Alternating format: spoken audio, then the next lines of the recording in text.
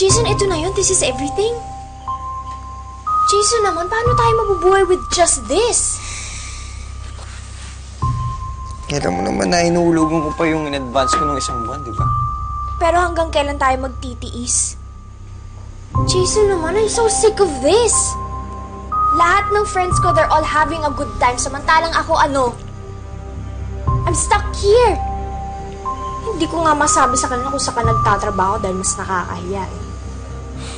Hana, marangal yung trabaho ko. Walang dapat ikahiya doon. Sa'yo wala, sa akin meron. Jason naman, anak ako ng vice mayor, tas asawa ko, service crew. At kasi hindi ka na lang kay daddy magtrabaho. Napag-usapan na natin to. Hindi ako pasok sa daddy mo. Ay, Jason, Jason, hindi pa ako tapos makipag-usap sa'yo. Jason! Hala, ano nangyayari? Jason, nanganganak na yata ako. Hi, baby Nicole. Ako ang daddy mo. Ha? Ako ang daddy mo. Ganda-ganda naman ng baby ko. Ha? Na? Hana, gusto mo buhatin si Nicole? Ha? Gusto mo? Hindi. Wag, dito ka na. Ta. Sobrang cute. Sobrang cute. Sobrang cute ng baby ko. Op. Baby. Yes, ako masilig. Yes. Yes. Yeah. Stretching ang baby ko. Sino kumukha ng prinsesa ko? Prinsesa? Si Daddy, diba? Si Daddy, diba? Ano, Mami? Nurse, pwedeng pakuha na. Ma'am, babalik ko na po siya sa nursery. Opo.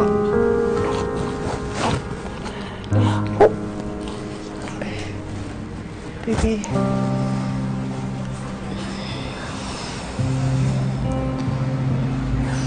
Dapat tayo nag-aalaga sa baby natin eh. Pag may sa bahay tayo, wala naman tayong yaya kagaya niyan eh. Eh, kanino bang kasalanan yun? Eh, kung afford lang sana natin magyaya, eh, di wala tayong problema. Ganun ba yung tingin mo sa baby natin? Problema? Look, I'm sorry, okay? Pagod lang ako. I need to rest. Pahinga ka na.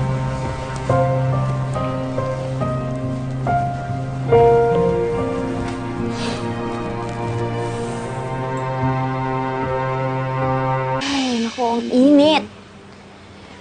Mabuti pa sa ospital, may aircon. Gusto mo, bilang ito ng isang electric fan.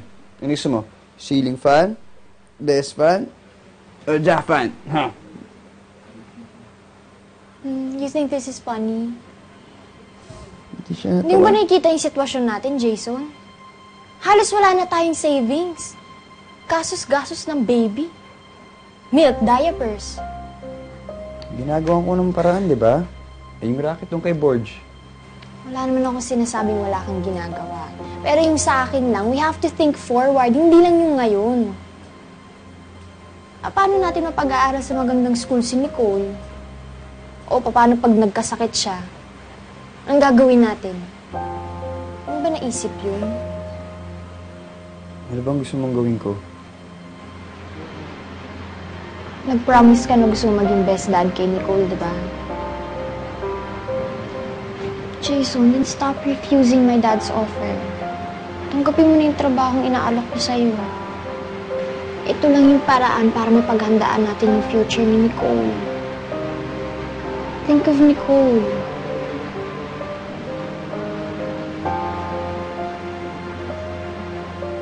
Jason naman?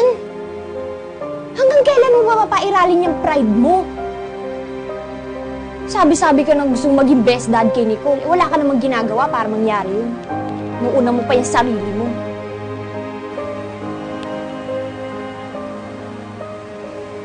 Kung mag-alala, kakusapin ko na yung daddy mo.